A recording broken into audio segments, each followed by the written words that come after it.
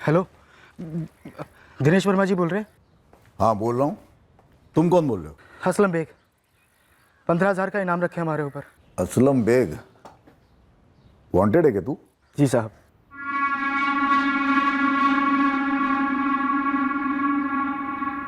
खुद को पकड़वा के इनाम पाना चाहता है? नहीं साहब, सिर्फ सरेंडर करना चाहते हैं, ठुकना नहीं है हमें साहब। आजा थाने, पता है ना, या लिखवा दूँ? सर आप एनकाउंटर तो नहीं करेंगे ना? तू थाने तो आजा, फिर सिक्का उछालते हैं। साहब ज़िंदगी में आप कोई जुर्म नहीं करेंगे, जमानत भी नहीं चाहिए हमको, वहीं पड़े रहेंगे अंदर। साहब आपके थाने के सामने बूट पॉलिश कर लेंगे, चाहे तो आप अपना खबरी बना लीजिए। साहब आपका कुत्ता बन के रहेंगे। वाह, कुत्ता भौंक रहा है कि दुम सीधी करेगा। साहब हमारे भौंकने से आपको ही फायदा है, हमारे पास मर्डर की एक टिप भी है। बता क्या टिप है? साहब पहले आप वादा कीजिए कि आप एनकाउंटर नहीं करेंगे। थाने आजा। चलो बताओ, किसके मर्डर की टिप देने आए हो तुम? साहब अरे हम तुमसे कुछ उगलवा थोड़ी ना रहे हैं, तुम खुदों की टिप देने आए हो ना, तो अकला क्यों रहे हो? बोलो। साहब मर्डर 5 दिन पहले हुआ था।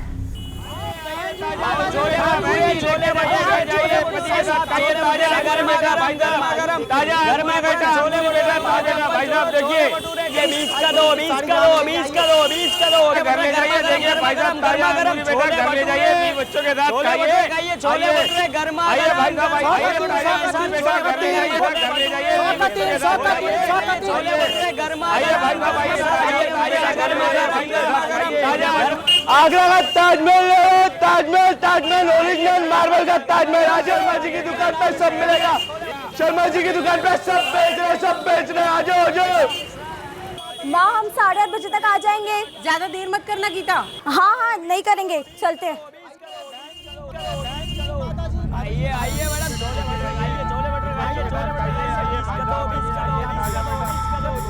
छोले भटूरे 20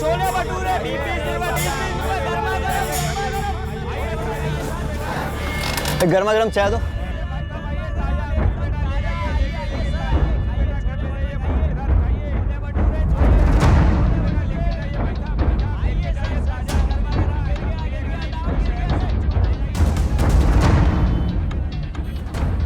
इतना याद रखना, गोली चलते ही बाउट टर्न मार के निकलना है। चेक करने की जरूरत नहीं कि जिंदा है मर गया है, इतना लोहा दागेंगे कि बचेगा नहीं।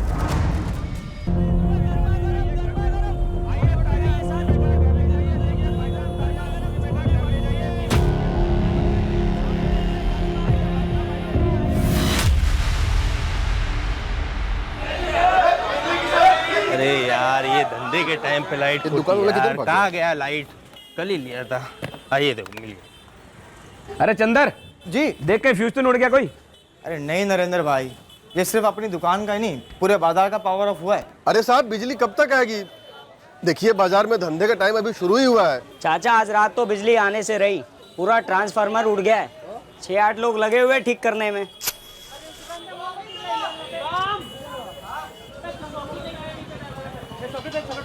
बाहर जला हुआ ट्रांसफार्मर ठीक कर रहे हैं बंदे, और हमें तो लगता है कल तक भी ऐसा ही चलेगा। परसों ही लौटेगी बिजली। अब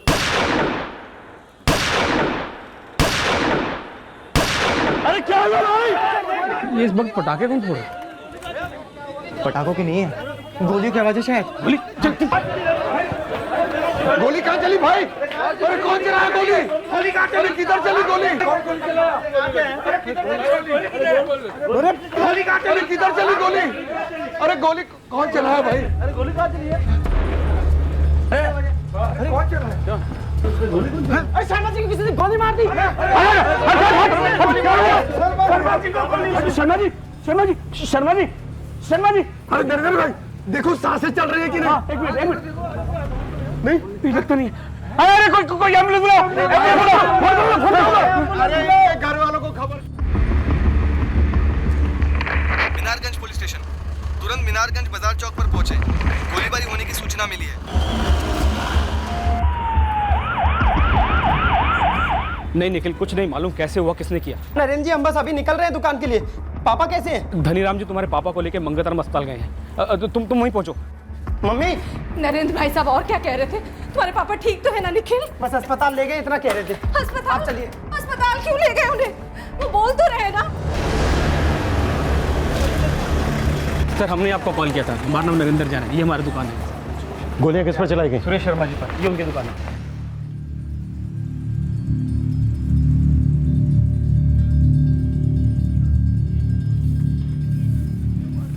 किसी ने देखा गोलियां किसने चलाई? खून दुकान के अंदर तक फैला हुआ है। सब गोलियों की आवाज़ सुनी, 4 गोलियां चली थी, लेकिन देख नहीं पाए किसने चलाई। वो बाजार की बिजली गुल हो गई थी ना। 4 गोलियां चलाई गई, किसी ने कुछ नहीं देखा? किसी को भागते हुए गोलियां चलाते हुए कुछ भी नहीं? ऐसा तो कुछ नहीं देखा साहब। साहब हम सब लोग तो लालटेन मोमबत्ती का जुगाड़ करने में लग गए थे। इतने अंधेरे में क्या देखते, और सब क्या दिखता हमें।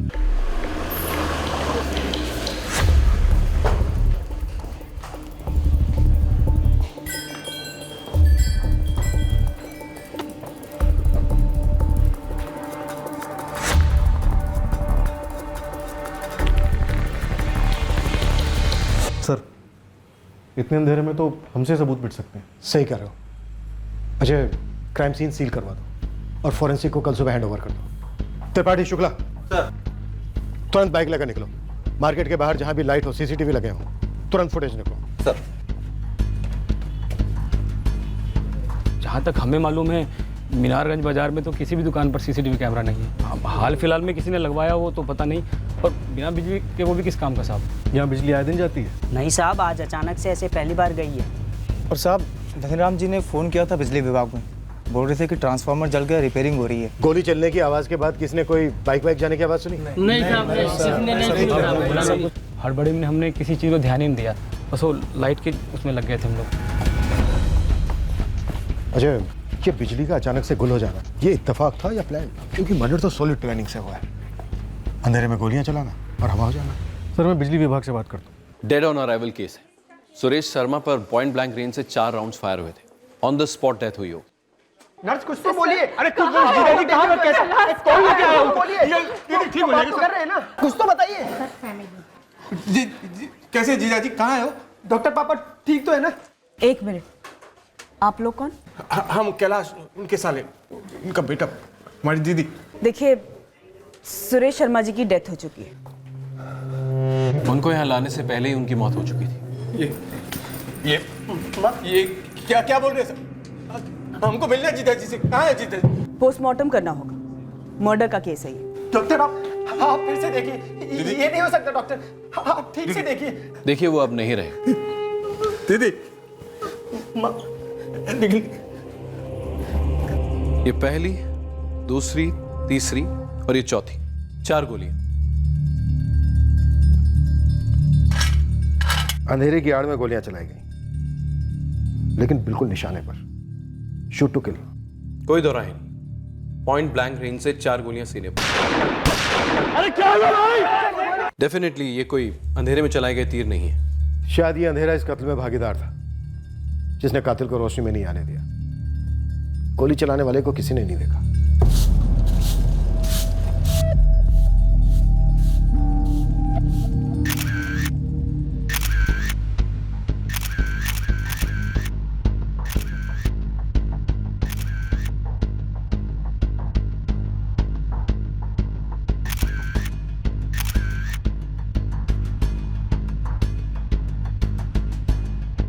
विक्टिम सुरेश शर्मा के जूते कलेक्ट करना मत भूलना, उन्हें इन फुटप्रिंट से मैच करना होगा।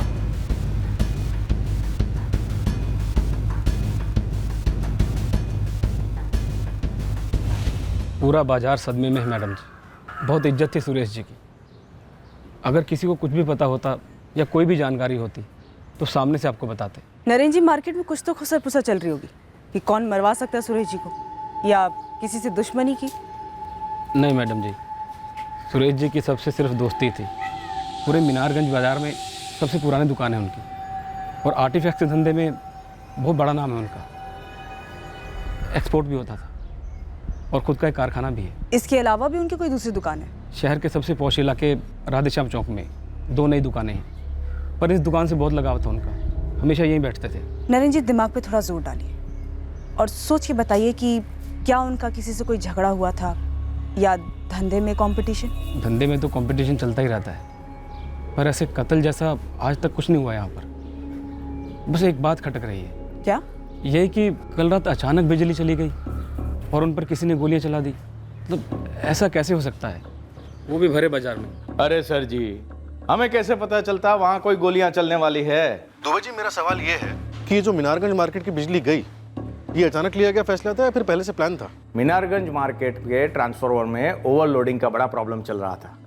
और आप तो जानते हैं बाजार में काफी लोग बिजली की चोरी भी करते हैं। पिछले 3 हफ्तों से ट्रांसफार्मर में हैवी फ्लक्चुएशन दिखाई देने लगी और पिछले 3 दिनों से जब हमारी टीम जांच कर रही थी तब जाकर पता चला कि ट्रांसफार्मर का एक हिस्सा तो जल चुका है। तो बाजार में पहले से किसी को नहीं मालूम था कि बिजली जाने वाली है? हमारी टीम को भी कहाँ पता था। कल शाम को 6:30 बजे अचानक फैसला लेना पड़ा कि ट्रांसफार्मर बंद करके ही मरम्मत की जाएगी। आपकी टेक्निकल टीम जो 3 दिन से काम पर थी, मुझे सबकी सारी डिटेल्स भेजी। कमाल करते हैं सर जी आप भी। हम बिजली विभाग के कर्मचारी भी आप ही की तरह सरकारी नौकर है, अपनी ड्यूटी कर रहे हैं और आप है कि हम ही पर शक कर रहे हो। दुबे जी, शक वक की बात तो भी बहुत दूर की है, हम बस थोड़ी बहुत पूछताछ करेंगे। आप जल्दी से डिटेल्स भेज दीजिए। निखिल, जिस तरह से हमला हुआ उससे तो यही लगता है कि हमलावर तुम्हारे पिता को जान से ही मारना चाहता था। तुम्हारी नजर में है कोई ऐसा जो ऐसा चाहता हो? एक ही आदमी है सर, धर्मेंद्र शर्मा, हमारे पापा के छोटे भाई, हमारे चाचा। कोई खास वजह? वजह हमारी एक पुश्तैनी कोठी है सर। तो हमारे भतीजे निखिल ने हमारा नाम FIR में लिखवाया है। जी धर्मेंद्र सर, आपको हमारे साथ चलना होगा। कमाल है, वो हमारा नाम बोलता है और आप सीधे हमें गिरफ्तार करने चले आते हैं। गिरफ्तार कहाँ कर? आप नामजद हैं, पूछताछ तो बनती है। उसने नाम बोला और आपने FIR में लिख लिया। FIR में नाम लिखने से पहले करते पूछताछ?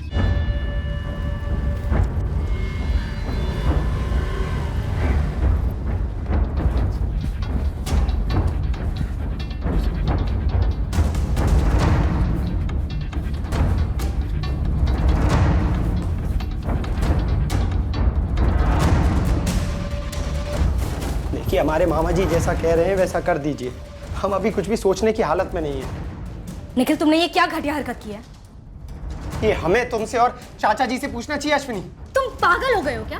तुमने FIR में हमारे पापा का नाम लिखवा दिया। तुम्हें लगता है कि ताऊजी को मारने में हमारे पापा का हाथ है? क्या कह रहे हो तुम? अरे हम भी तो शौक मना रहे हैं ना ताऊजी के मरने का। ये नाटक ना कहीं और करना अश्विनी। तुम और चाचा जी हो जिन्हें पापा से प्रॉब्लम थी और तुम लोगों ने मिलकर उस पुरानी हवेली के चक्कर में हमारे पापा को मरवा दिया। हमें तो लग रहा है कि तुम ही ने ये सब कराया है ताऊजी का बिजनेस हड़पने के लिए। बकवास बंद करो अश्विनी, हम अपने पापा को मरवाएंगे। हाँ, क्यों नहीं? अगर तुम्हें लगता है कि हमारे पापा ये सब करते हैं। निखिल, वो नरेंद्र जी का फोन है, सोनू का नंबर मांग रहे हैं। सोनू जिया जी की दुकान में काम करता है ना, सोनू राठी।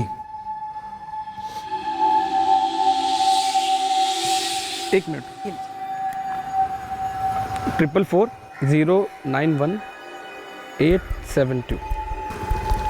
मैम, हड़बड़ी में शायद किसी को ध्यान ही नहीं आया। कांड होने से लेकर अब तक ये सोनू तो कहीं दिखाई नहीं दिया। ये सोनू फिक्स मुलाजिम है सुरेश शर्मा जी का? जी एकदम फिक्स। मैम, हमारी डिटेल स्कैनिंग हो चुकी है। 4 बुलेट्स के सेल्स भी बरामद हुए हैं। 33 कैलिबर की गोलियां इस्तेमाल हुई है जो पिस्टल में इस्तेमाल होती है, जो ज़्यादातर प्रोफेशनल सुपारी किलर्स इस्तेमाल करते हैं। डिटेल रिपोर्ट बहुत जल्दी भेज देंगे।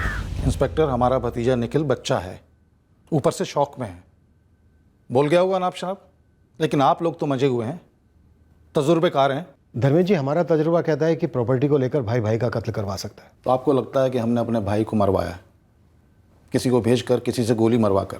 कौन मारेगा गोली? कोई गुंडा, कोई सुपारी लेने वाला ना। ज़रा सोचिए, माहौल देखिए सर।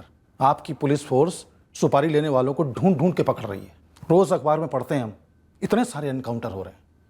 तो आपको बेवकूफ़ लगते हैं कि ऐसे में किसी को सुपारी उपारी देंगे, वो भी अपने भाई को मरवाने के लिए? अब देखिए धर्मेंद्र जी, ये सुपारी शब्द आपकी तरफ से आ रहा है और ये बेकार की पूछताछ आपकी तरफ से हो रही है। अब हो ही रही है तो फिर जवाब भी देते जाइए धर्मेंद्र जी। हथियार आपने दिए थे, ये हथियारें खुद लेकर आए थे? क्या आपको पता था कि मीराजगंज मार्केट की बिजली गुल होने वाली है? आपको कोई टिप मिली थी? ये हथियारे गए कत्ल करने और बिजली गुल होना उनके लिए बोनस था। आप भी गए थे हथियारों के साथ? हम 10 बजे तक अपने मसाले की दुकान पे थे सदर बाजार में, और वहाँ कोई बिजली नहीं गई थी। करीब 9:30 बजे हमारे पास हमारी बेटी अश्विनी का फ़ोन आया कि ऐसा ऐसा हो गया है। क्यों? उससे पहले शूटर का कॉल नहीं आया कि काम हो गया है? देखिए, हम किसी शूटर वूटर को नहीं जानते, और एक पुश्तैनी कोठी के लिए हम अपने भाई का कत्ल नहीं करवाएंगे, कभी नहीं। तो फिर किस लिए करवाया धर्मेंद्र जी? वो कारण बता दीजिए। इंस्पेक्टर, वो कोठी ही थी जो सुरेश भैया और हमारे बीच में दीवार थी, और उसका फैसला किसी के मरने मारने से नहीं हो सकता था। मामला कोर्ट में है और कोठी पे ताला पड़ा हुआ है।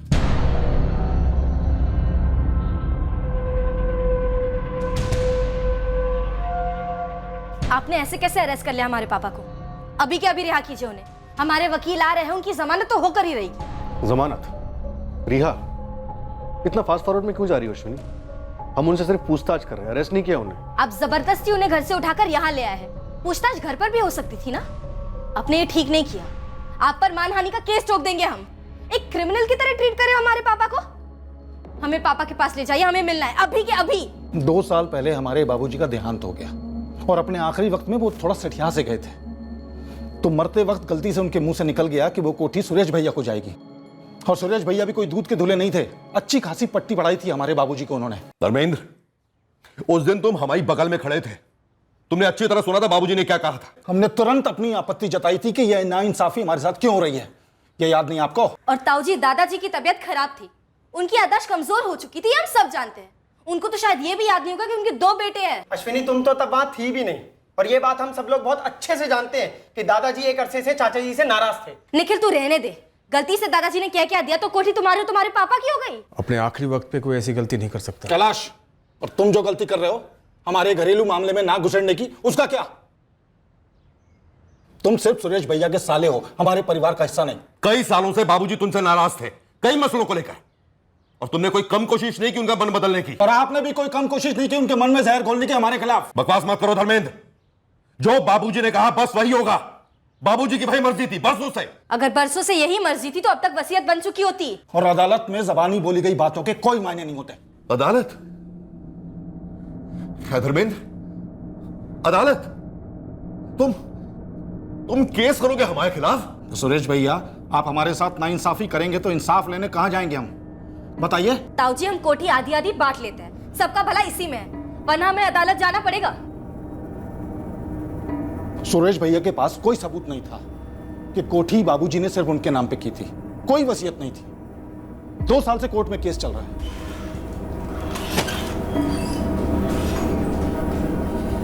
कोर्ट का फैसला कभी भी आ सकता है, तो ऐसे में हम कोई गलत कदम क्यों उठाएंगे? और उससे हो क्या जाएगा? पूरी की पूरी कोठी हमारे नाम पे हो जाएगी। ऐसा निखिल और ताऊजी चाहते थे, हम लोग नहीं। और अब ताऊजी नहीं रहे तो क्या इसका मतलब पूरी कोठी हमारी हो गई? नहीं, वो पुश्तैनी है, उस पर निखिल का भी आधा हिस्सा बनता है। सर, हो सकता है कि ये सब निखिल नहीं कराया हो और अपने ऊपर से शक हटाने के लिए मेरे पापा पर सब कुछ थोप रहा है। सर, ताऊजी बहुत स्ट्रिक्ट फादर थे, बहुत दबदब कर बड़ा हुआ ये निखिल। इतने सालों से गुस्सा पाल के रखा होगा। बेटा बाप का कत्ल करवा सकता है, लेकिन भाई भाई का कत्ल नहीं करवा सकता। सर, आप एक बार निखिल को पूछ कर तो देखिए, क्यों उसका चेहरा सफेद पड़ गया था सोनू का नाम आते ही। सोनू कौन? हाँ, हमें पता चला सुरेश जी के मर्डर के बारे में, हम बस जाने वाले थे उनके यहाँ पे। अब तक ना तू अपने मालिक के घर गया ना ही दुकान पहुंचा, तो अब तो तू रहने ही दे, सीधा मीनारगंज थाने पहुंच। मैडम, हमारा इसमें कोई हाथ नहीं है। वो तो कल बिजली गुल हो गई थी तो हमने साहब से छुट्टी मांगी और उन्होंने दे दी। अब तेरी छुट्टी कैंसिल सोनू, सीधा थाने आ। निखिल को लगता है वहां पर इल्जाम लगा सकते हैं, हम उसको छोड़ेंगे नहीं, मुंह तोड़ जवाब देंगे। वो निखिल और उसका वो शकुनी मामा कैलाश, दोनों को नहीं छोड़ेंगे, देखना आप। ठीक है बेटा, ठीक है, जो कुछ करना शांति से करना, और सबसे पहले अपने गुस्से पे काबू रखो। तुम बता रहे हैं बहुत डेंजर है। साहब, ये धर्मेंद्र और उसकी बेटी अश्विनी के पीछे अपने बंदे लगा देते हैं। वैसे आप फोन रिकॉर्ड से तो पता लगा ही लेंगे कि उन्होंने किसे करवाया, अगर करवाया है तो। मुझे नहीं लगता फोन रिकॉर्ड्स में कुछ मिलेगा। जो इतनी प्लानिंग से मर्डर करवा सकता है वो अपना फोन इस्तेमाल करने की गलती नहीं करेगा। गुरु, तो ये पता कर इन दिनों शहर में शूटर कौन आया? ठीक है साहब, कोशिश करते हैं। वैसे ही शहर के क्या, पूरे स्टेट का आज तक सुपारी मार्केट इतना ठंडा नहीं रहा। सारे शूटर डरे हुए हैं, सबकी लगी पड़ी है, या तो सब भाग गए या सरेंडर कर दिए या ठोक दिए गए। लेकिन सुरेश शर्मा का मर्डर पेशेवरों ने ही किया। हाँ साहब, कोई होगा उभरता हुआ बेवकूफ़ जिसने सुपारी लेकर इतना बड़ा जोखिम उठाया, या कोई अंदर वाला। हमें तो ये सोनू पर तगड़ा वाला डाउट है, जो सुरेश शर्मा के यहाँ काम करता है। जैसे ही बत्ती गुल हुई, सोनू छुट्टी लेता है और कोई आकर सुरेश की छुट्टी कर देता है। साहब, अब हमको कैसे पता होगा कि शूटर कौन है? क्योंकि शायद वो शूटर तू खुद है। क्या कुछ भी कह रहे हैं साहब आप? तो तू ऐन वक्त पर दुकान से कहाँ भाग गया था? भाग गया था। अरे साहब बिजली गई थी तो वो बैटरी वाली लाइट हमने ही जलाई थी दुकान पर, और उसके बाद सुरेश जी से परमिशन लेकर गए थे हम। अच्छा तो साहब जी हम चले फिर? क्यों रे सोनू?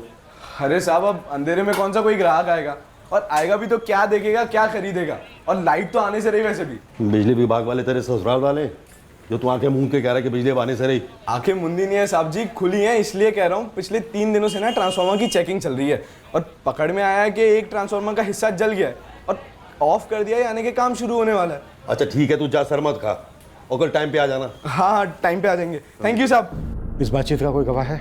गवाह कहाँ से होगा साहब, अब दुकान पर तो हम और सुरेश जी रहते थे। तो दुकान से गया कहाँ? साहब हम सीधा घर गए थे और खाना खा के सो गए थे। और फिर पीछे से किसी को भेज दिया कि जा भाई गोली मार दे। अरे मैडम फिर से, अरे हमने किसी को नहीं भेजा, और हम तो पिछले 3 सालों से सुरेश जी की दुकान पे काम कर रहे हैं ईमानदारी के साथ। आप लोग खामखा शक कर रहे हैं हम पर। तेरी कहानी जमी नहीं सुन। जिस दिन गोली चली उस दिन कई चीजें हुई, बिजली गुल हुई तो दुकान से जल्दी गया। और तुझे पता था बिजली नहीं आने वाली है, और किसे पता था? बोल जल्दी। गलत, ये गलत है मैम, ये सही नहीं है, ऐसा कुछ नहीं हुआ था। तेरे मालिक की याद में आज पूरा बाजार बंद है, हमारे सर पर भी टेंशन का बेताल बैठा है। बोल दे कौन था शूटर या थे? क्यों मारा गया सुरेश?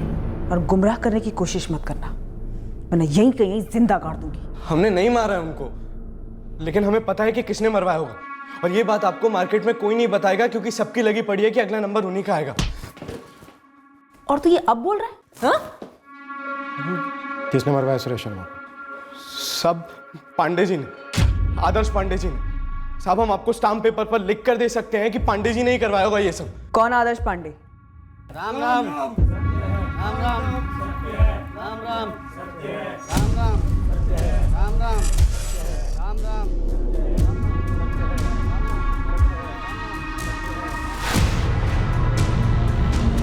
पांडे जी की भी मीनारगंज मार्केट में सुरेश जी जैसी दुकान है। पांडे जी को टक्कर तो थी सुरेश जी से धंधे में, और तो और सर व्यापारी मंडल के इलेक्शन में भी खड़े हुए थे पांडे जी सुरेश जी के खिलाफ, और बहुत बुरी तरीके से हारे थे। खुन्नस खा के बैठे थे पांडे जी सुरेश जी से। सोनू अब तो पुड़िया बना के फेंक रहा है, बुरी तरह पिटेगा। नहीं साहब, भगवान कसम हम झूठ नहीं कह रहे हैं साहब, और हम क्यों मरवाएंगे साहब को, और किसका साथ देंगे हम ऐसे ओछे काम में?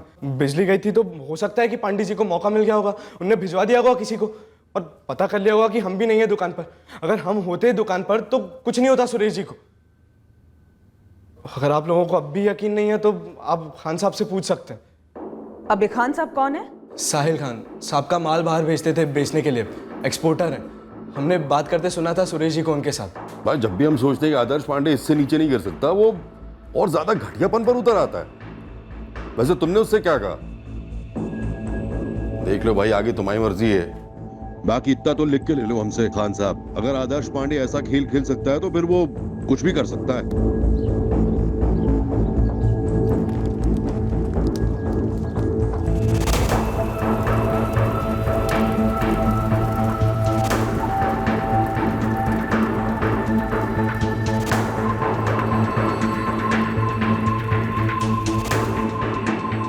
आदर्श पांडे को उठा लो, लेकिन इस सोनू पर भी 24 घंटे नजर रखो, ये कहीं भाग ना पाए।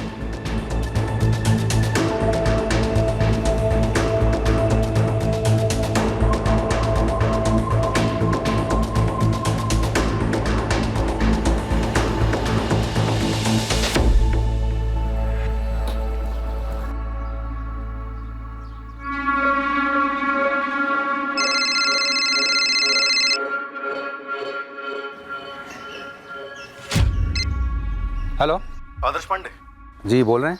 सब इंस्पेक्टर अजय उपाध्याय बोल रहा हूँ, मीनारगंज थाना। हुकुम सर। पुलिस थाने आ सकते हो अभी? ये सुरेश भाई के मामले को लेकर? जी, सुरेश शर्मा के मर्डर को लेकर। हाँ हाँ बिल्कुल आ सकते हैं। अभी तो हम उन्हीं की शोक सभा में जा रहे हैं, ख़त्म होते ही हाजिर हो जाते हैं। दीदी, जीजा जी को जिसने भी मारा हम उन्हें नहीं छोड़ेंगे। निखिल और हम मिलकर सब कुछ संभाल लेंगे। मम्मी, ये धर्मेंद्र चाचा का ही किया कराया है। अदालत भले पूरी कोठी उन्हें दे दे, पर धर्मेंद्र और अश्वनी को छोड़ना मत। उन्हें सजा मिलनी चाहिए। सजा तो मुंह तोड़ मिलेगी उन्हें, और रही बात कोठी की, वो भी उनको नहीं मिलेगी। वो कोठी निखिल की थी, है और रहेगी। साहब, मुझे लगता है कि ज़रूर कोई पुलिस के पास गया होगा।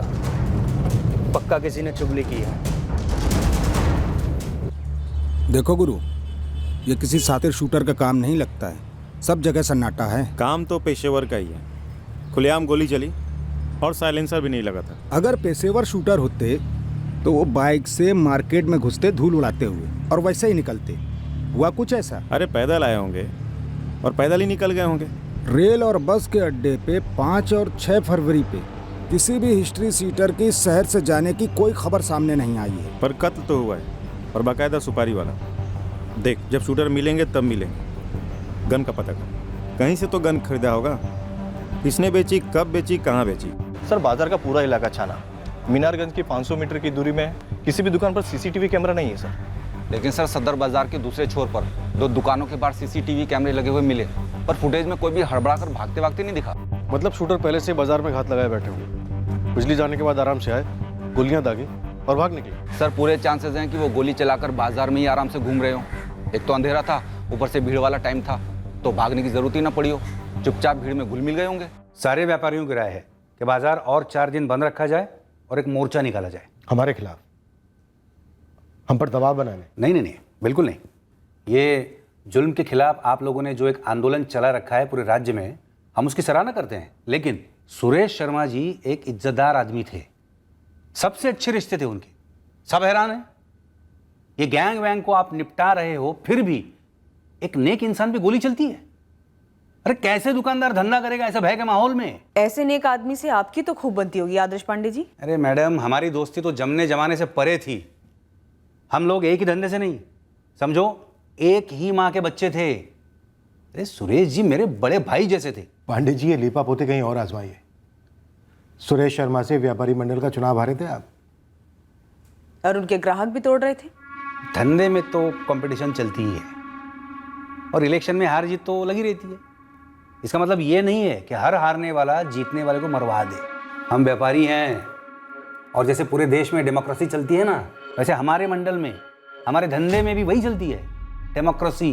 पांडे जी, एक्सपोर्टर साहिल खान को आपके सामने खड़ा करूं? सुरेश शर्मा का खास क्लाइंट। 2 महीने पहले जिसे आपने बुलाकर एक्सपोर्ट ऑर्डर आपके साथ फिक्स करने की गुजारिश की थी, रेट कटिंग की, सुरेश शर्मा को काटने, उसका बिजनेस खत्म करने की साजिश की। जब आदर्श जी ने हमें अपना ऑफर बताया तो मन ही मन हम हंस पड़े थे सर। आदर्श पांडे सुरेश शर्मा को बिजनेस में काटना चाहता था? बिल्कुल सर। साहिल भाई, हम दोनों मिलके पूरे मार्केट पर हुकूमत कर सकते हैं, और इसमें दोनों का फायदा है। आइए, नया लॉट है, देख लीजिए एक बार।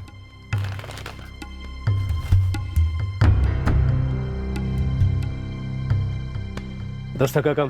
हाँ, सुरेश भाई से 10% कम। बस अपने सारे ऑर्डर हमें दे दीजिए और 10% और मुनाफा कमाइए। और ये 10% डिस्काउंट कब तक रहेगा? जब तक के सूरज चांद रहेगा। जाहिर है हमने उनसे हाथ नहीं मिलाया, क्योंकि सुरेश जी के साथ में हमारे अब्बा ने सिर्फ हाथ नहीं मिलाया था, बल्कि गले भी मिले थे। और आपने सुरेश शर्मा को आदर्श पांडे के इस ऑफर के बारे में बताया? हमने फौरन उन्हें बता दिया। हम नहीं चाहते थे कि सुरेश जी को इस बात का पता बाहर से चले, और ऐसे भी धंधे की नजर से देखें तो हमें सुरेश जी की गरज ज्यादा थी, क्योंकि वो इस धंधे में मजबूत खिलाड़ी थे। धंधे में हरा नहीं पाया तो जान से मरवा डाला उन्हें। अच्छा ठीक है, हम मानते हैं नहीं बनती थी, हमारी दुश्मनी थी, लेकिन इतना समझ लीजिए आप, ये सुरेश शर्मा भी कोई दूध का धुला नहीं था। हमारे जैसे कई लोगों के साथ रंजिशें रही होंगी उसकी।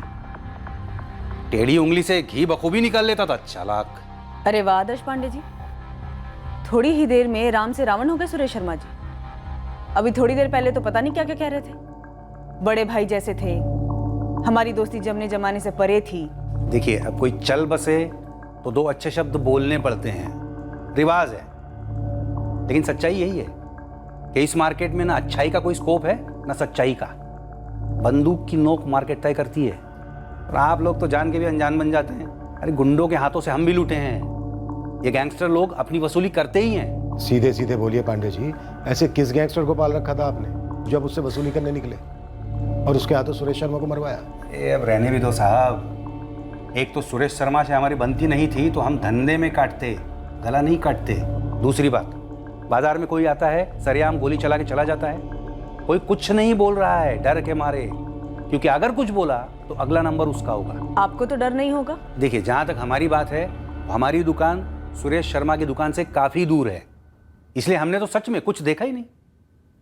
वैसे जैसे किसी ने आपको हमारी और सुरेश शर्मा की दुश्मनी के बारे में बताया, किसी ने आपको ये नहीं बताया कि उनका एक दूसरा कारोबार भी है, ये आर्टिफैक्ट्स के अलावा। दूसरा क्या कारोबार? जमीन का। और अब आप लोगों को हम क्या बताएं, ये जमीन के धंधे में जितनी कमाई है उतनी दुश्मनी भी है। कौन था दुश्मन? सुरेश शर्मा का छोटा भाई धर्मेंद्र? भाई भाई के बीच में क्या खिचड़ी पकती थी ये तो वो जाने या आप लोग, पर इतना सब जानते हैं, ये जमीन का सारा कारोबार सुरेश का साला कैलाश संभालता था, सामने से, और पीछे से सुरेश जी कस के लगाम पकड़े रखते। अरे बताया नहीं का क्या मतलब है सर? पूरी दुनिया जानती है कि सुरेश जीजा जी जमीन के सौदे करते थे और हम उनके मैनेजर थे। हैं, इसमें छुपाने जैसी क्या बात है? ऐसा है कैलाश, जो हमें बताया नहीं जाता ना, उसे हम छुपाया हुआ समझते हैं। सुरेश जी के छोटे भाई के साथ अनमन को तो बड़ी आसानी से पेश किया गया। हमने इतनी बार पूछताछ की, लेकिन ज़मीन के लेन देन को लेकर कोई मसला हो, इस बारे में पूछने की कोई गुंजाइश ही नहीं थी, क्योंकि इस बारे में तुमने हमें कुछ बताया ही नहीं। अरे कोई मसला था ही नहीं या है ही नहीं तो बताएं क्या?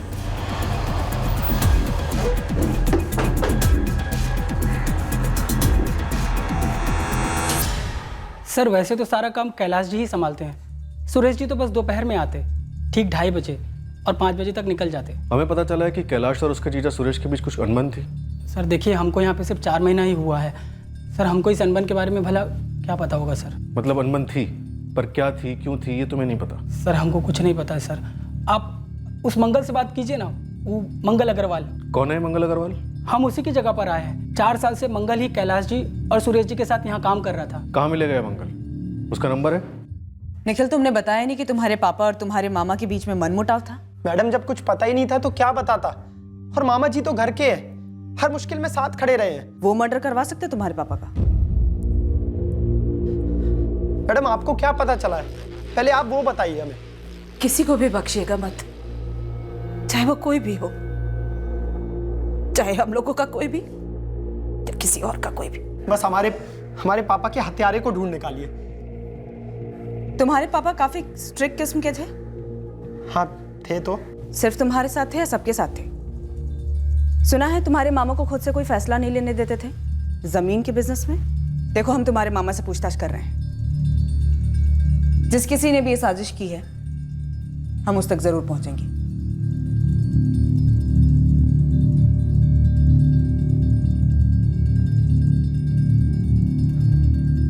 मम्मी, हमें नहीं लगता ये कैलाश मामा का कराया हुआ है। दरअसल उन्हें ना इस समय घसीटने की कोशिश की जा रही है। अश्विनी,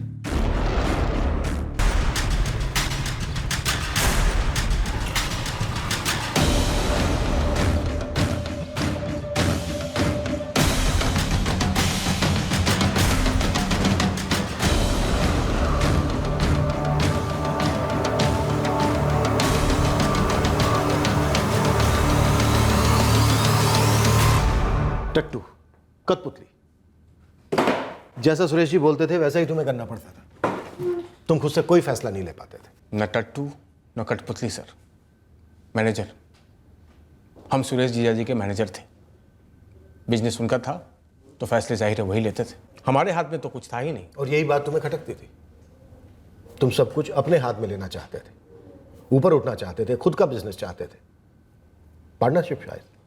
सर आप जाहिर सी बातों का बेवजह चीरहरण कर रहे हैं। और सुरेश जी तुम्हारे आत्मसम्मान का चीरहरण करते थे।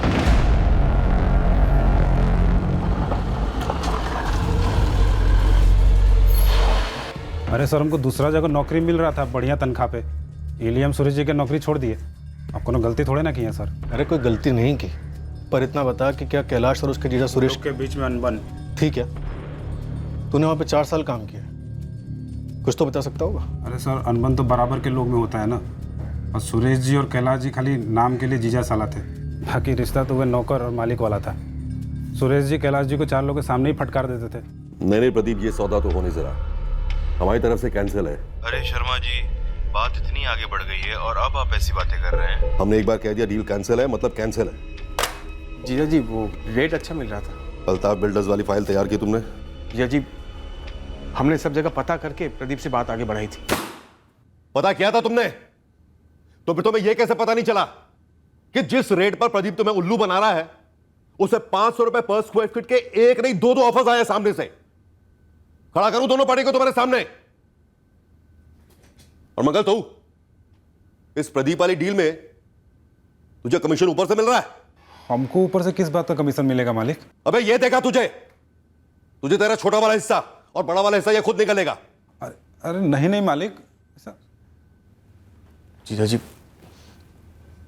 आप हम पर शक कर रहे हैं। कम से कम एक मामूली वर्कर के सामने तो आप हमें। अबे यहां कोई खैरात खाना नहीं खोल रखा हमने रिश्तेदारों के लिए। अब आप बिजनेस संभालने के लिए तनख्वाह दी जाती है तुम्हें। तुम भी एक वर्कर ही हो, कोई मालिक नहीं हो जो सीधे सीधे जाके फैसले ले तो बिना हमसे पूछे। और सर ये कोई इक्का दुक्का किस्सा नहीं था, लगभग रोजे होता था और बीच में पिसते थे हम। कैलाश जी की सुनो तो सुरेश जी हमको गाली देते थे और बाद में कैलाश जी हम पर चिल्लाते थे। तंग आ गए थे बिल्कुल। रोज़ उनका झगड़ा सुनो, रोज़ उनका गाली सुनो। हम बस इंतजार कर रहे थे कि हमको कोई बढ़िया जगह नौकरी मिल जाए। क्या कैलाश अपने जीजा का कत्ल करवा सकता है? सर ये कत्ल उतल के मामले में हमको मत घसीटिए। सुरेश जी के जाने का हमको दुख है, पर कौन किसको मरवा सकता है ये हम कैसे बता पाएंगे सर? हमें सुरेश जीजा जी की बातों का गुस्सा जरूर आता था, लेकिन हर बारी हम कुछ नया सीखते भी थे, इसलिए इज्जत करते थे उनकी। और वो निखिल को क्या कम डांटते थे, उसके फिजूल खर्चों में ऐसी क्लास लेते थे कि पूछो मत। तो इसका मतलब ये हो गया कि हम दोनों ने मिलकर जीजा जी को मार डाला। एक मिनट, हम दोनों? हम बात सिर्फ तुम्हारी कर रहे हैं कैलाश, ये बीच में निकल कहां से आ गया? बेटा सर हम आपके हाथ जोड़ते हैं, हम वैसे ही बहुत दुखी हैं और आप ऐसा भद्दा आरोप लगाकर हमारा टेंशन मत बढ़ाइए। हमारी दीदी के पति थे सुरेश जी, हमारे बड़े भाई और बाप समान थे वो। 2 हफ्ते पहले तुम्हें इस नंबर से फोन आया, 44490871।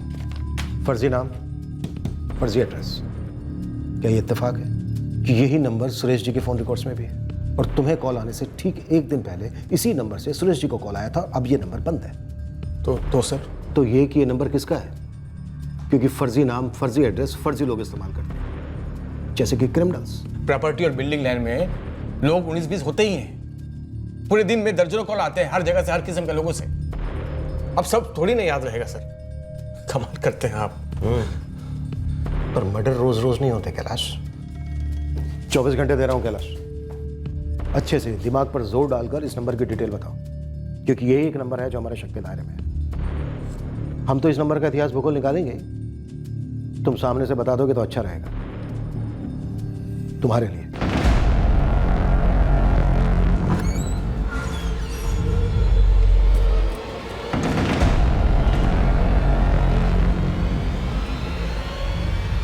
मीनारगंज मार्केट में सबकी लगी पड़ी है, सब हिले हुए हैं। कोई झूठ बोल रहा है, किसी ने कुछ देखा हो और छुपा रहा हो? कुछ समझ में नहीं आ रहा है।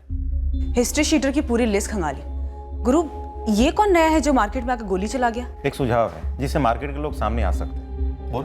पोस्टर छपवा दो और एक नंबर दे दो, जिसको भी कुछ भी पता हो फोन करके बताए। नाम गुप्त रखा जाएगा, कोई ना कोई जरूर सामने आएगा। जिसको सामने आना हो वो पीसीओ से भी कॉल कर सकता है। मैडम आप सही कह रही हैं, लेकिन जब पुलिस सामने से बोल रही है कि पहचान गुप्त रखा जाएगा तो लोग हिम्मत करेंगे। अभी नहीं बोल रहे हैं क्योंकि अगला नंबर उनका भी हो सकता है। आखिर इतने बड़े आदमी का खून हुआ है और सामने वाले ने पेशेवर का इस्तेमाल किया है। और वैसे भी बहुत लंबी लिस्ट है आपके पास, एक एक संदिग्ध के पीछे कितना लंबा जाएंगे? ये तो पक्का है कि कोई जानता है, पर बोल नहीं रहा है। सर हम सुरेश शर्मा की हर दुश्मनी अरमान का एंगल तो खंगाल ही रहे, लेकिन शूटर के बारे में कोई भी जानकारी सामने से नहीं आ रही। और एक बार शूटर हाथ लग जाए तो मास्टरमाइंड पे उंगली अपने आप दब जाएगी। हाँ, ये भी चांस है को पोस्टर दे के गलत फायदा भी उठा सकता है, अपनी भड़ास भी निकाल सकता है। और सर ये भी तो चांस है कि उस अंधेरी रात में चली गोलियों के राज पर रोशनी गिरे।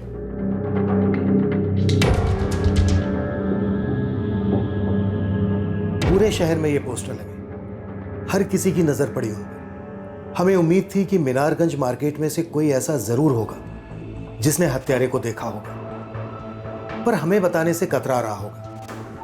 शायद पहचान गुप्त रखने के आश्वासन से वो हमारी मदद कर दे।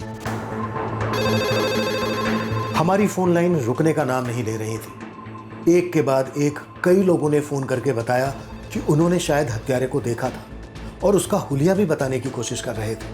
हर किसी को लग रहा था कि 5 फरवरी की बिन बिजली की रात को उन्होंने किसी को तो देखा था। उन्हें ऐसा लग रहा था कि उसी ने शायद सुरेश शर्मा के सीने में 4 गोलियां दागी थी।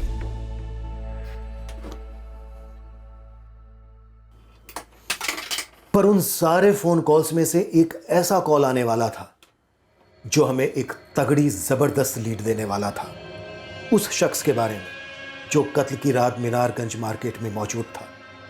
तब से मौजूद था जब बिजली थी और तब तक था जब बिजली कट गई। किसका मर्डर हुआ था 5 दिन पहले? वो साहब मीनारगंज मार्केट में जो मर्डर हुआ था। व्यापारी सुरेश शर्मा का मर्डर किसने किया? साहब ये तो नहीं मालूम, हमको बस इतना मालूम है कि ब्रिजेश पाल ने उस सेठ को कॉल किया था।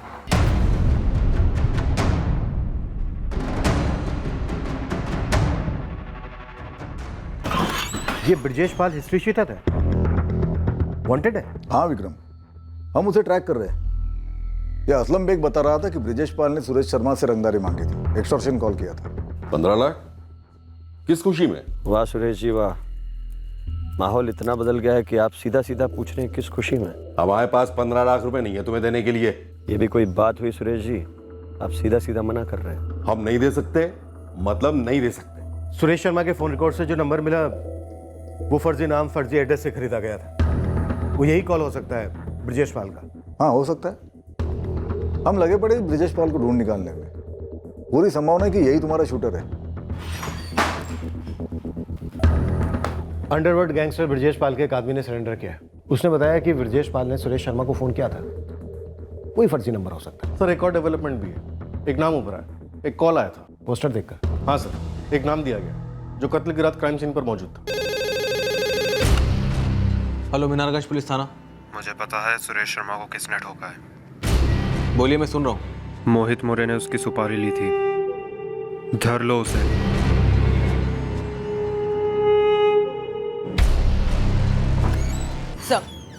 सब मोहित मौर्य लोकेट हो गया है। मीनारगंज मार्केट के पास ही रहता है, स्टूडेंट है। ये कॉन्ट्रैक्ट किलिंग का सब कॉन्ट्रैक्ट मालूम होता है। शायद ब्रिजेश पाल ने एक स्टूडेंट का इस्तेमाल किया होगा शूटर के तौर पर। उठा लो मोहित मौर्य को।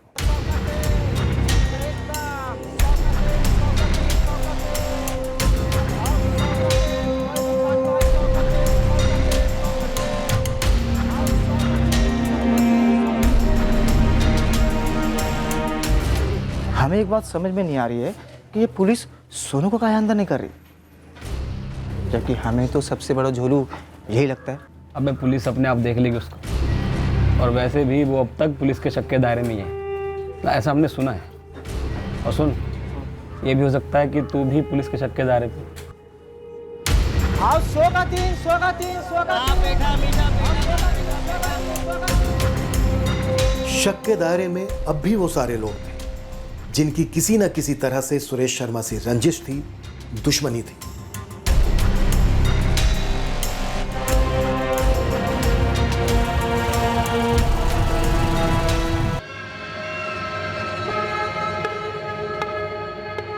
उनमें से कुछ जेल के अंदर थे और रिमोट कंट्रोल से जुर्म के पहिए कंट्रोल कर रहे थे, और कुछ बाहर बैठे जुर्म के दस्तावेजों में अपने नाम का इजाफा कर रहे थे।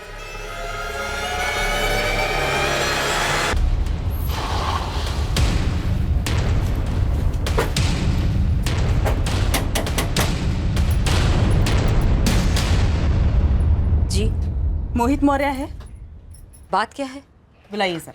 मोहित, मोहित। Yes ma'am. चलो हमारे साथ। क्यों, क्या हुआ? बात करनी है तुमसे। तो यही बात कीजिए ना। या नहीं, थाने में। लेकिन किस बारे में बात करनी है मैम आपको? सुरेश शर्मा के मर्डर के बारे में। और उससे हमारा क्या कनेक्शन है? मैडम, ये तो कॉलेज में पढ़ता है। मैडम मेरी बात तो सुनिए मैडम। स्पेशल फोर्स लगी हुई है ब्रिजेश पाल के पीछे, तो अपनी तरफ से भी लग जा। किसी भी कीमत में, किसी भी सूरत पे हमें ये ब्रिजेश पाल चाहिए ही चाहिए। साहब समझो काम हो गया, इसके सर पे इनाम है, बंदे लोग पक्का मुंह खोलेंगे।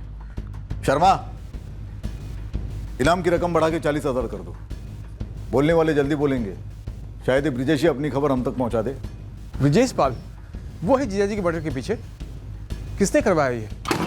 इतना चौंकने की जरूरत नहीं है कैलाश पाठक।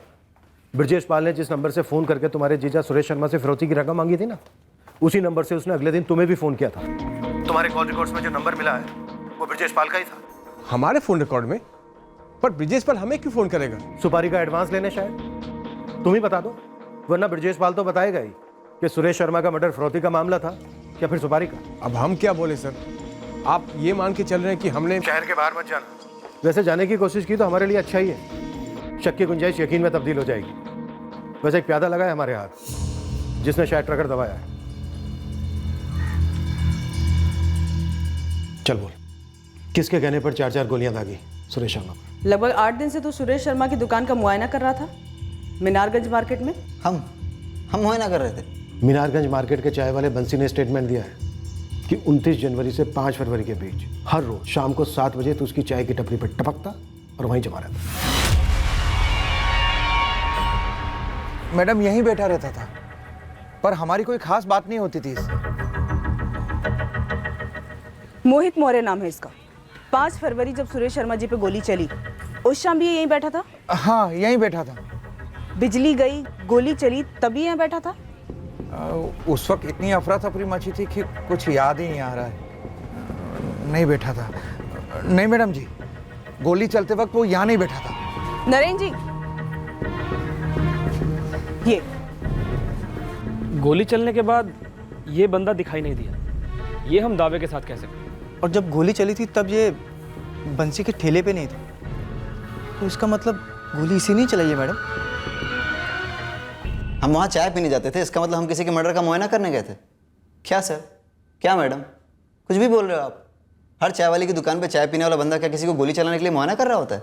मीनारगंज मार्केट से तेरा घर 300 मीटर की दूरी पर है ना? 29 जनवरी से पहले तो तुझे वहाँ किसी ने नहीं देखा, खासतौर से बंसी चाय वाले की दुकान पे।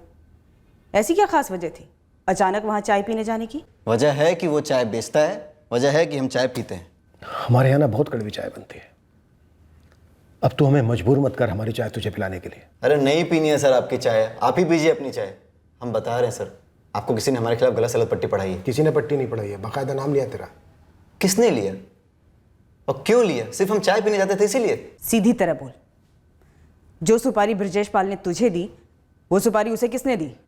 अब ये ब्रिजेश पाल कौन है? जिसके लिए मीनारगंज मार्केट में तूने सुरेश शर्मा को ठोक दिया।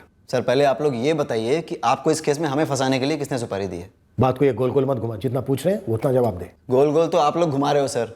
हमारा बाजार में चाय पीने का मकसद कुछ और है। क्या मकसद है? वो पर्सनल है, हम नहीं बता सकते। अरे पर्सनल ही रहेगा, कल के न्यूज़पेपर में छपेगा नहीं। बोल। सॉरी सर, पहले आप लोग ये बताइए कि हमारा नाम किसने लिया? कंचन, पता कर हमारा नाम किसने पुलिस को दिया। ब्रिजेश भैया, हमको लगता है असलम ने मुंह खोल डाला है। 6 दिन पहले ही सरेंडर कर दिया। भैया वही एक ऐसा बंदा है जो जानता है आपके और सुरेश का बात हुआ था। असलम तो पहले से फट्टू था साला। पुलिस की क्या मूवमेंट है? भैया इनाम बढ़ा दिए आप पे, पूरे 40,000 कर दिए हैं। कंचन, हमें यहाँ से निकलना है, हमारा रास्ता तैयार करो फौरन। भैया हम अभी काम पे लग जाते हैं। और भैया सबसे पहले ये नंबर बंद कर दो, कहीं दूर फेंक दो। सही बोल रहे हो, हम रात को तुमको दूसरे नंबर से फोन करेंगे। हाँ कैलाश मामा, आपने ये बात पुलिस को क्यों नहीं बताई? क्योंकि निखिल हमें ये बात सूझी नहीं। हमें ये बात सूझी ही नहीं कि ब्रिजेश पाल इसके पीछे हो सकता है। दीदी आप तो ऐसी शक की नजर से हमें ना देखिए। देखिए हम दावे के साथ कह सकते हैं क्योंकि चाल चल रहा है। हम मानते हैं कि ब्रिजेश पाल ने हमको फोन किया था। क्यों किया था? अरे यही बात तो इससे हमने पूछा। अरे हमें क्यों फोन कर रहे हो भाई? हम कहां से पैसे देंगे तुम्हें? कैलाश, तुमसे कौन मांग रहा है पैसा?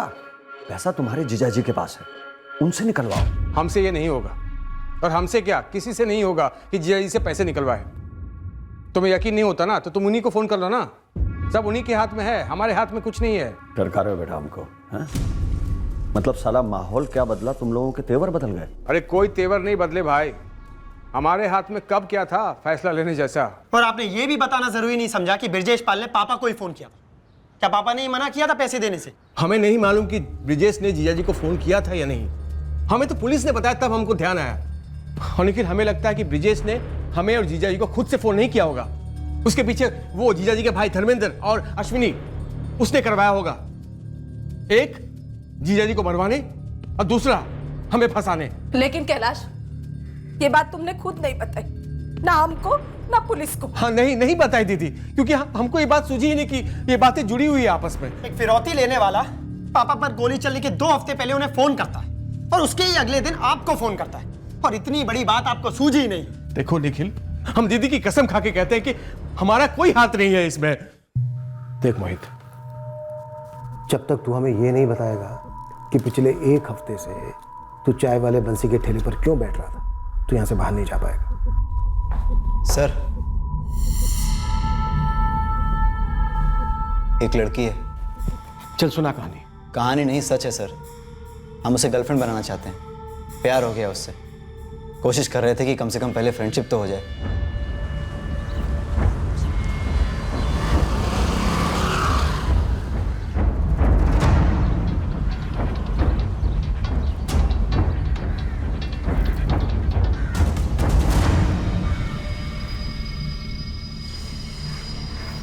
हम ड्रॉप कर दें आपको घर? गीता, गीता, गीता, हमारा नाम मोहित है। हम सीताराम कॉलेज में 3rd ईयर बीएससी में पढ़ते हैं। गीता सुनो, गीता, गीता, गीता नाम है उसका। मिनारगंज मार्केट में रहती है वो। हम उसे देखने और उसकी नज़र में आने के लिए वहाँ बैठते थे।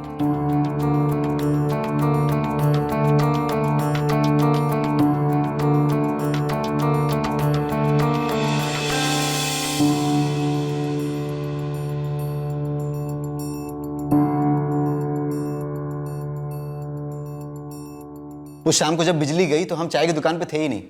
हम तो बस गीता का पीछा कर रहे थे। मतलब स्टॉकिंग? मतलब प्यार। हमारा इरादा नेक है मैडम। गीता मीनारगंज मार्केट में नई रहने आई है और पहले दिन से हमारा दिल आ गया उस पर। ट्राई मार रहे थे कि पता नहीं आपको किसी ने कह दिया कि हम मर्डर किए हैं। सर 100% आपको किसी ने गलत टिप दी है हमारे बारे में। गलत काम किया है तूने।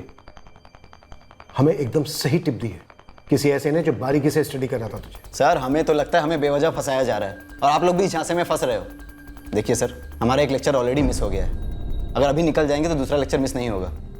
प्लीज़ हमें जाने दीजिए। ठीक है जा, लेकिन शहर के बाहर नहीं जाएगा। हम यहीं हैं, ना इस शहर से जा रहे हैं ना ही हिंदुस्तान से। हमने कोई बैंक से लोन भी नहीं लिया है, हमारा पासपोर्ट भी नहीं बना है सर। अब जाएं यहाँ से।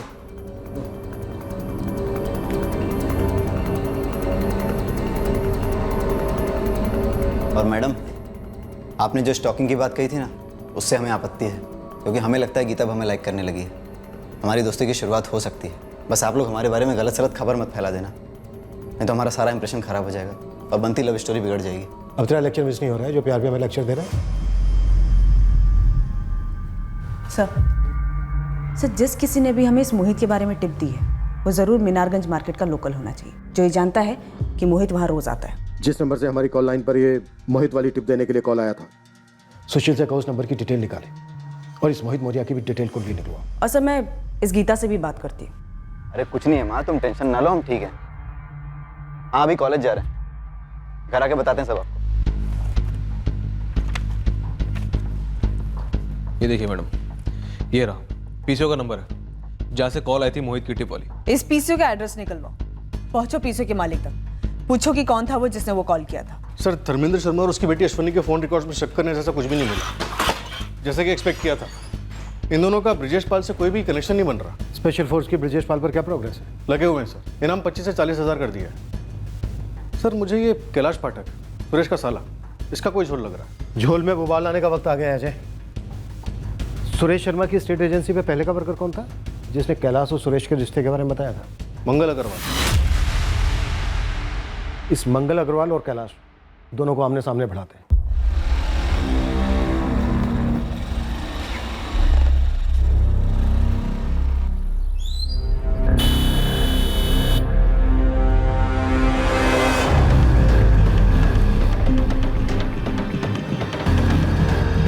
चल भगा भगा, गाड़ी भगा। आप लोग सिर्फ हमारा नाम ही नहीं, हमारी जिंदगी भी बर्बाद कर रहे हैं। हमारे आप लोग का भरोसा गवा रहे हैं हम सर। सुरेश अपनी जान गंवा चुका है। बैठो कैलाश। लेकिन सबूत नाम की चीज नहीं है आपके पास कि हमने ही जीजा जी को मरवाया है।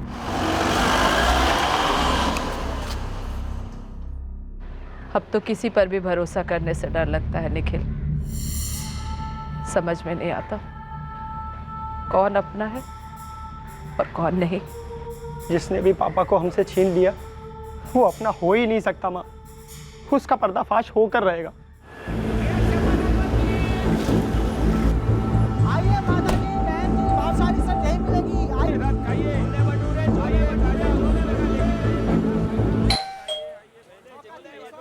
जी, गीता है घर पे? पुलिस आई है गीता। क्या बात करनी है पुलिस को तुझसे? मुझे कैसे पता होगा माँ? गीता, तुम किसी मोहित मौर्य नाम के लड़के को जानती हो क्या? नहीं, हम किसी मोहित मौर्य को नहीं जानते। ये है मोहित मौर्य। ये लड़का कौन है गीता? हमें नहीं पता माँ। मैडम, इसे हमने मार्केट में देखा है और एक बार इसने हमारे कॉलेज के बाहर हमें लिफ्ट ऑफर की थी। शायद नाम भी बताया था, मोहित ही होगा। तेरा कुछ चल रहा है इसके साथ गीता? नहीं माँ, ऐसा कुछ भी नहीं है। मैडम, इसने आपसे कुछ और भी कहा है क्या जब इस तरह से हमारे घर चले आए ऐसे सवाल करने? 5 फरवरी को तुम्हारे घर के बाहर एक शूट आउट हुआ था सुरेश शर्मा का। हमारा कोई लेना देना ही नहीं है ना उस हत्या से और ना इस लड़के मोहित से। हम तुम पे कोई आरोप नहीं लगा रहे हैं। ये लड़का मोहित मौर्य, इसने कहा है कि ये नीचे मार्केट में तुम्हें देखने आता था, तुमसे बात करना चाहता था। गीता, माँ अब प्लीज चुप रहिए ना। अभी भी मैं चुप रहूं? हाँ, ये लड़का तेरा नाम जानता था, तुझे बाइक पे बिठाने की बात कर रहा था, तू हमें कुछ नहीं बताती। आने दे, तेरे पापा को सब कुछ बताऊंगी मैं। बता देना सब कुछ। हम आपसे कब से कह रहे हैं हम नहीं जानते इस लड़के को।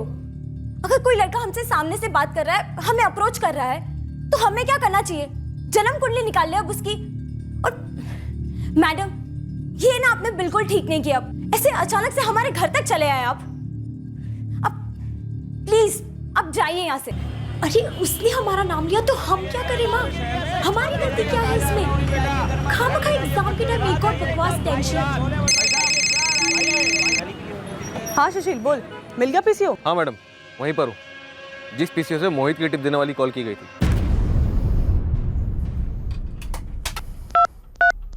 पता चला किसने कॉल किया था? सोनू राठी ने कॉल किया था, सुरेश शर्मा का मुलाजिम। मुझे पता है सुरेश शर्मा को किसने ठोका है।